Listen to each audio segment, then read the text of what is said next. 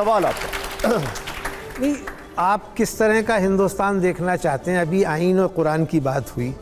कुरान भी आपकी ज़रूरत है, संविधान भी आपकी ज़रूरत है। फिर नरेंद्र मोदी प्रधानमंत्री हैं, एक रियलिटी है। उनकी सरकार है पिछले 10 साल से, ये भी रियलिटी है। तो इस बैकग्राउंड में आप किस तरह का हिंदुस्तान देखना चाहते हैं? जिसका ख्वाब इस देश के निर्माताओं ने, फाउंडर्स ने देखा था, कुर्बानी देने वालों ने मुस्कुराते हुए, हंसते हुए फांसी के फंदों को चूमा था। जिस तरह का देश उन्होंने अपनी आंखों में जिस तरह के देश का ख्वाब सजाया था, मुझे तो मेरा वैसा देश चाहिए। राजी में आ रहा हूँ, एक मिनट आ रहा हूँ अभी। मंदी साहब, बहुत सारी बातें हुई, बहुत सारे इश्यूज पर बातें हुई।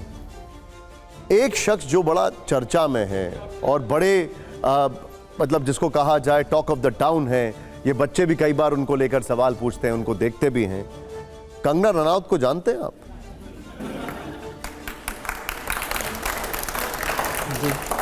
जानते हैं आप? कुछ कुछ। आपकी कभी मुलाकात हुई, कोई फिल्म वगैरह देखी आपने? कंगना रनौत को दुनिया भर के मुस्लिम देशों से आपत्ति है। वो कहती हैं कि दुनिया में जितने भी मुस्लिम देश हैं, वहां कोई भी नागरिक सुरक्षित नहीं होता। उनका इशारा शेख हसीना की तरफ था। आपका क्या कहना है इस पर? पता नहीं, वो मुझे नहीं लगता कि मुझे उनके किसी बयान पर कुछ चर्चा करनी चाहिए। वो न मैंने कुछ डायरेक्ट ऐसा उनका कोई बयान सुना है। आप कह रहे हैं तो कहा होगा ज़रूर, लेकिन मैं कुछ उस पर टिप्पणी नहीं करना चाहता हूँ। देश की सांसद हैं, मैं इसलिए सवाल पूछ रहा हूँ। हाँ, बहुत सारे लोग संसद में पहुँच जाते हैं, ऐसे तो बहुत सारे। क्या था? बार बार मुस्लिम धर्मगुरुओं की तरफ से कहा जाता है कि हम शरीयत से छेड़छाड़ बर्दाश्त नहीं करेंगे। तो कुछ लोग पूछते हैं कि शरीयत को ब्याज के खिलाफ है, शरीयत जो है वो ब्याज के खिलाफ है। मुसलमानों को लोन नहीं लेना चाहिए, इंटरेस्ट नहीं लेना चाहिए, बचत खाते नहीं खुलवाने चाहिए। खाते नहीं खुलेंगे तो सरकारी मदद नहीं मिलेगी। क्या कहेंगे आप?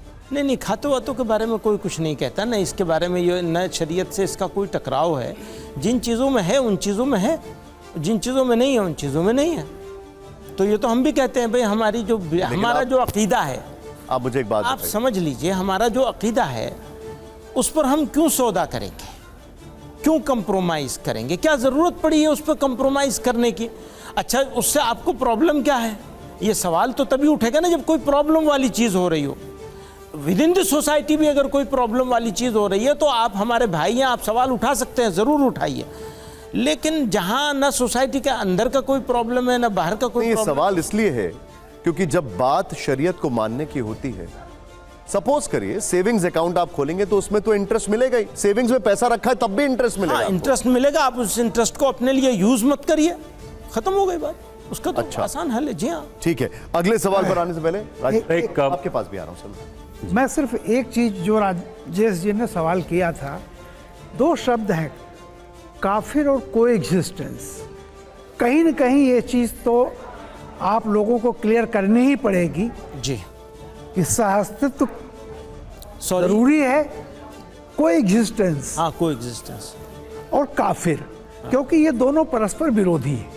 तो कहीं ना कहीं ये चीज़ तो कहीं ना कहीं बात करनी पड़ेगी कि सहअस्तित्व यानी हमको साथ जीना मरना है, इस बात को स्वीकार करें। हाँ। तो आप जैसे जो टॉप लीडर हैं जो इस बात की कहते हैं कि गंगा जमनी तहजीब है सारी चीज़, तो कहीं ना कहीं इस चीज़ को जरूर कहना होगा कि जो आप में आस्था नहीं रखता वो दुश्मन है, उसको जीने का हक नहीं है।